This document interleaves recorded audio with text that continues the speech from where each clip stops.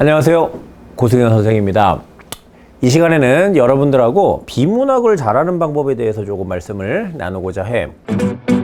비문학 하면 뭐가 제일 고민입니까? 시간도 문제가 되겠고, 그 다음에 나한테 낯선 갈래가 문제가 되겠고. 그런데 아이들 공부하는 모습을 보면 모르지 못할 짓거리들만 하고 있어. 굉장히 안타깝습니다. 그래서 선생님이 여러분들이 스스로 비문학을 잘 공부를 해서 성적을 올릴 수 있는 그런 부분들을 말씀드리도록 할게요. 팁을 몇 가지 드리도록 하겠습니다. 차이를 인정하자. 자, 이 여러분들은 차이를 잘 보셔야 돼요. 차이는요, 크게 두 가지로 볼 수가 있는데, 첫 번째는요, 문장 해석의 직관력에 달라. 그러니까 쉽게 말해서 뭐야? 독해력에 다 다르단 말이야. 자, 우리는 인정할 거 인정해야 돼요. 똑똑한 아이가 있고요, 조금 평범한 아이가 있고요, 선생님처럼 약간 덜 떨어진 놈들도 있다는 말이야. 그러니까 문장 읽기의 속도, 그 다음에 독해의 밀도가 다르다는 말이야. 그런데 이러한 것들을 갖고서는 계속 샘내. 선생님, 쟤는요 공부도 얼마 안 하는데요, 걔는 아마도 좋은 유전자를 받았을 것이고 어릴 때부터 여러 가지 읽기 프로그램이라든지 아니면 독서 습관이라든지 이런 것들이 좋았을 것이야. 근데 지금 19살 된 마당에 얘를 그냥 시샘하고 부러워요. 어떡할 건데? 이 차이를 인정하세요. 그러면 여러분들은 현재의 여러분들 위치를 직시하고 거기서부터 차근차근 해 나가면 돼. 자, 그러면 어떤 차이가 있느냐? 두 번째 차이는 뭐냐 하면은 갈래에 대한 이해에서 오는 차이가 있습니다. 특히 이 부분은 이과 아이들이 과학에 조금 더 유리해. 왜? 배웠으니까. 뭐 경제, 내가 배웠었던 내용이야. 뭐 어떤 그래프 문제 같은 거 이렇게 나오잖아? 이런 거 나오면은 빨리빨리 읽어낼 수 있다는 말이야. 그렇기 때문에 이미 나에게 익숙한 부분들 있지, 그 부분에 대한 차이가 분명히 존재한다라고 하는 것이야. 특히 문과 아이들이 이런 얘기를 합니다. 선생님, 과학기술 많이 어려워요. 그런데 그 부분은 여러분들이 그 갈래를 차근차근 공부해 나가면 되는 것이야. 마치 과탐 공부하듯이. 자, 이러한 방식으로 차이를 인정하고 내가 어디에서부터 출발할지 그 선상을 그려놓는 것이 매우 중요합니다. 자, 그러면 우리는 이 비문학을 어떻게 접근해야 되는가? 자, 두 개로 나눠봤어요.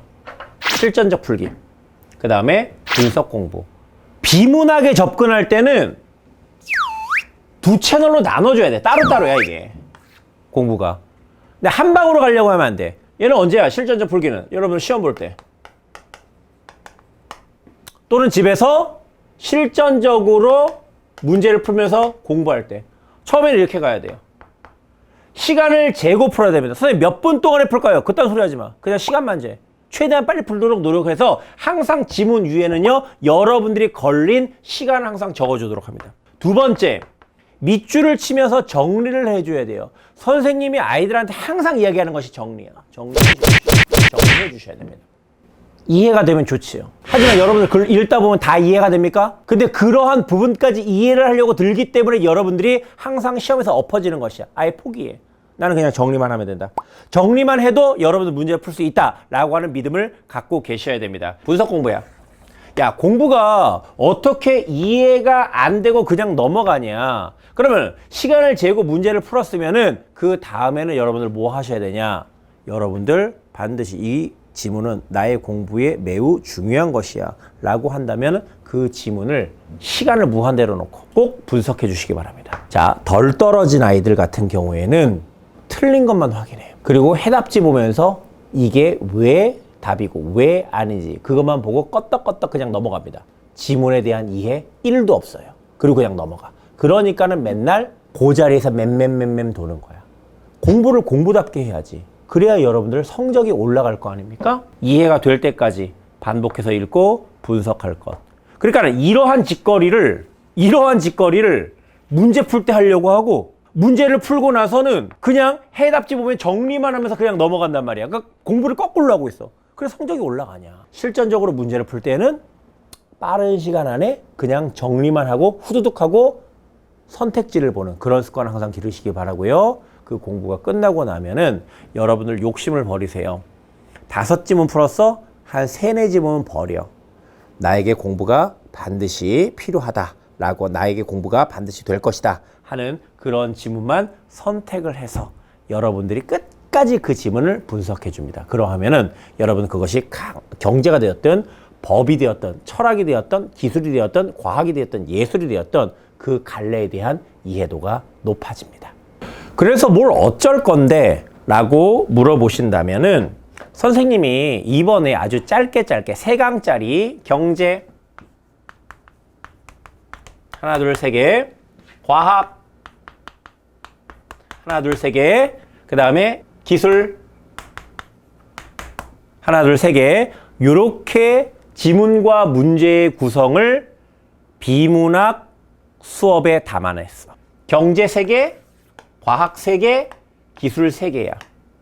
아주 짧게. 그러니까 여러분들이 일단은 요 부분을 저하고 같이 공부를 하면서 이 각각의 갈래에 대해서 어떻게 해야 돼? 익숙해져야 돼. 익숙해져야 합니다. 그 다음에 선생님이 같이 풀면서 내가 푸는 방식을 보여줄 거 아니야? 그때에 뭘 배워? 방법을 배워. 아주 짧습니다. 뭐라고 그랬어? 경제 세계, 과학 세계, 기술 세계라고 했어. 그래서 선생님과 함께 낯선 갈래에 대해서 접근을 해보고 선생님이 아주 쉽게 잘근잘근 씹어서 거의 이유식으로 만들어드려서 여러분들 입에 먹여드리도록 할 테니까는 여러분들은 그 흐름을 잘 쫓아오시면 됩니다. 그래서 비문학 공부 잘하는 방법, 실전적으로 풀 때와 그리고 집에서 공부를 하실 때 다른 방식으로 나누어서 여러분들이 접근해 주도록 한다. 이것이 선생님이 이 영상에서 드리고 싶은 말씀의 핵심이었습니다. 감사합니다.